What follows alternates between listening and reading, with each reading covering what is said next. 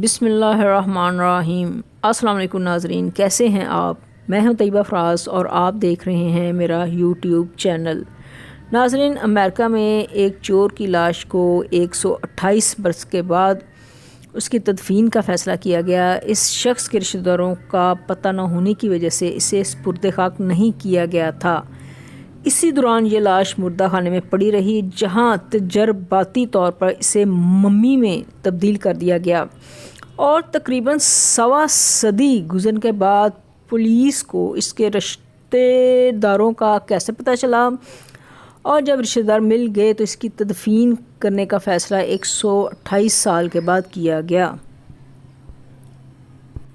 ناظرین، یہ 1895 کی بات ہے۔ فیلیڈیلفیا سے ایک شخص ریڈنگ شہر میں آیا۔ یہ دونوں شہر امریکی ریاست پنسلوانیا میں موجود ہیں۔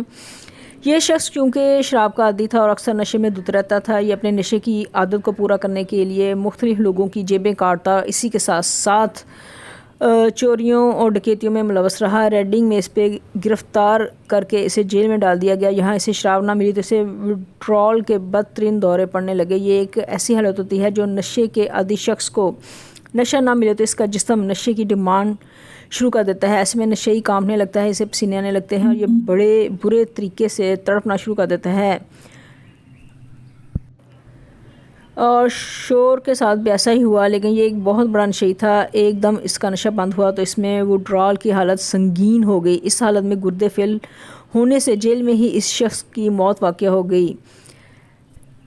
ناظرین، جب اسے گرفتار کیا گیا تھا تو اس نے جیل حکام کو اپنا نام غلط بتایا، جس کی وجہ سے اس کے ورثاء کی تلاش کرنا مشکل ہو گئی۔ حکام کو صرف اتنا ہی پتہ تھا کہ اس کا تعلق آئی لینڈ کے کسی خاندان سے ہے۔ بھارت میں معلوم ہوا کہ یہ ایک آئرش خاندان کا بڑا اثر و رسوخ رکھنے والا شخص تھا، جس کے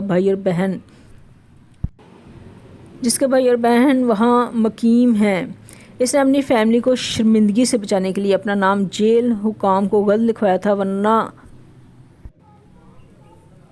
اس کا پتہ لگایا جا سکتا ہے۔ اس کی ڈیتھ کے بعد اس کی لاش کو ایک مردہ خانے میں رکھ دیا گیا۔ مردہ خانے کا ایک ملازم ایک دن سٹور میں کچھ کیمیکل خریدنے کے لیے گوشت کو محفوظ ناظرین، یہ شخص کیونکہ گوشت کو محفوظ کرنے کے طریقے پر عمل کر رہا تھا تو اس نے اس لاش کو بھی مختلف کیمیکلز کے ذریعے محفوظ کر دیا گیا اور اس کو ایک ممی میں تبدیل کر دیا گیا۔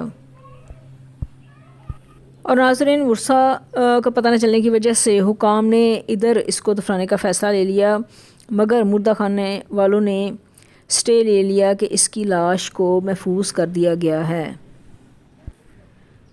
تو ناظرین، یہ لاش مردہ خانے میں ہی 128 سال پڑی رہی اور آخرکار ایک ممی میں تبدیل کر دی گئی۔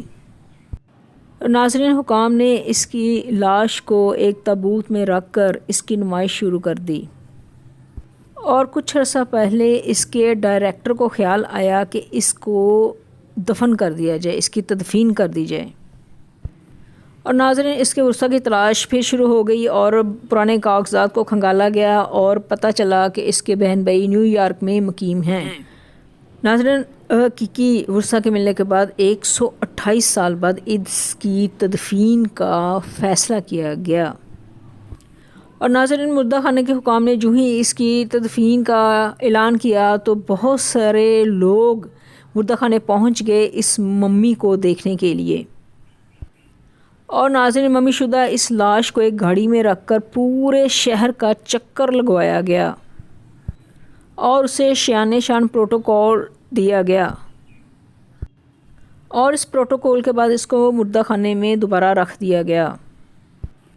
اور ناظرین، یہ ممی تب تک ڈسپلے رہے گی جب تک اس کی تدفین نہیں کر دی جاتی۔ اور ناظرین، مردہ خانے کے حکام نے یہ نہیں بتایا کہ اس لاش کا اصل وارث کون ہے۔ وہ کہتے ہیں جب اس کی تدفین ہوگی تو اس کے کتبے پر لکھ دیا جائے گا اس کا اصل نام اور اس کے وارثین کا نام۔ ناظرین، اگر ویڈیو پسند آئی ہے تو اس کو لائک اور سبسکرائب کریں۔ شکریہ۔